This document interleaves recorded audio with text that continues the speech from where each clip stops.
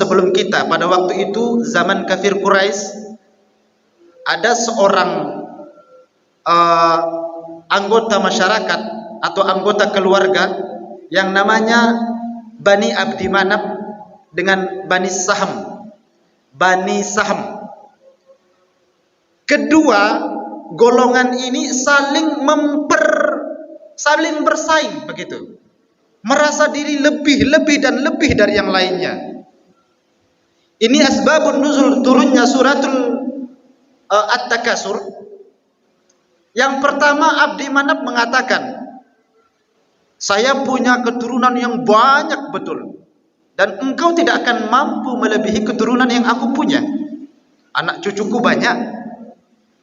Lalu Bani Saham mengatakan, kau memang cucu banyak, tapi kami tidak banyak dari anak-anak cucu kami, keluarga kami itu banyak dari mereka yang sepuh lah istilahnya.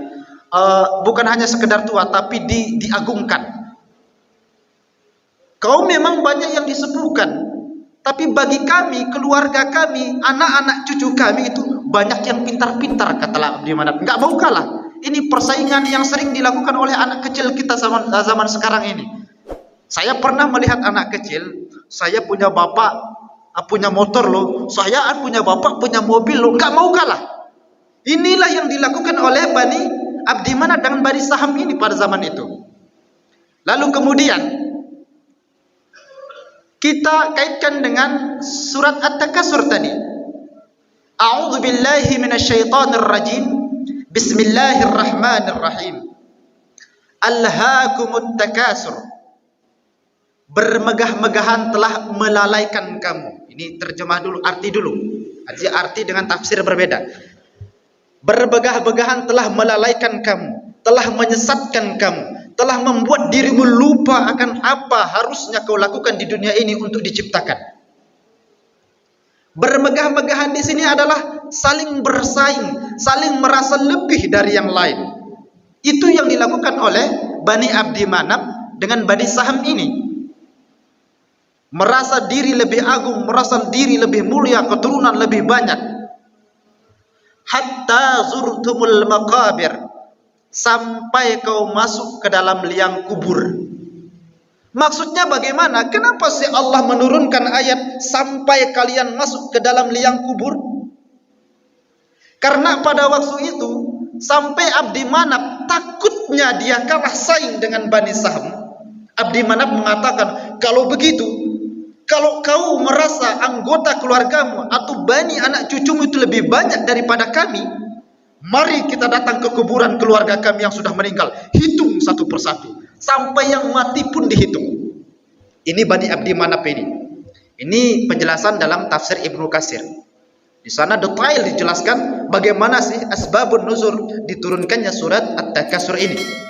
Jadi sampai orang-orang tua mereka yang sudah wafat, yang sudah meninggal, dihitung, saking tak mau kalahnya. Kau memang sudah punya keluarga banyak, bahkan yang sudah meninggal, tapi kami banyak dari mereka yang berpendidikan, banyak dari keluarga kami yang kaya-kaya lagi, kata Bani Saham ini. Abdi Manaf tidak mau kalah lagi. Memang kau punya keluarga kaya-kaya, tapi tidak ada secantik dan seganteng anak-anak cucu kami. Tidak mau kalah. Jadi di sini kenapa dikatakan bermegah-megahan, persaingan yang tidak ada putus-putusnya? Karena persaingan yang seperti ini tidak memiliki pedoman, tidak memiliki aturan, dan tidak memiliki batas. Beda halnya persaingan dengan istilahnya kebaikan dalam ibadah kepada Allah, itu ada batasan, itu ada aturan.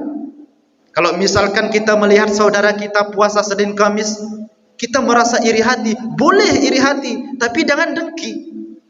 Iri hati maksudnya iri dengan apa yang dilakukan oleh saudara kita. Saudara saya yang begitu modelnya mampu puasa Senin Kamis, kok saya tidak bisa? Saya harus lebih dari itu.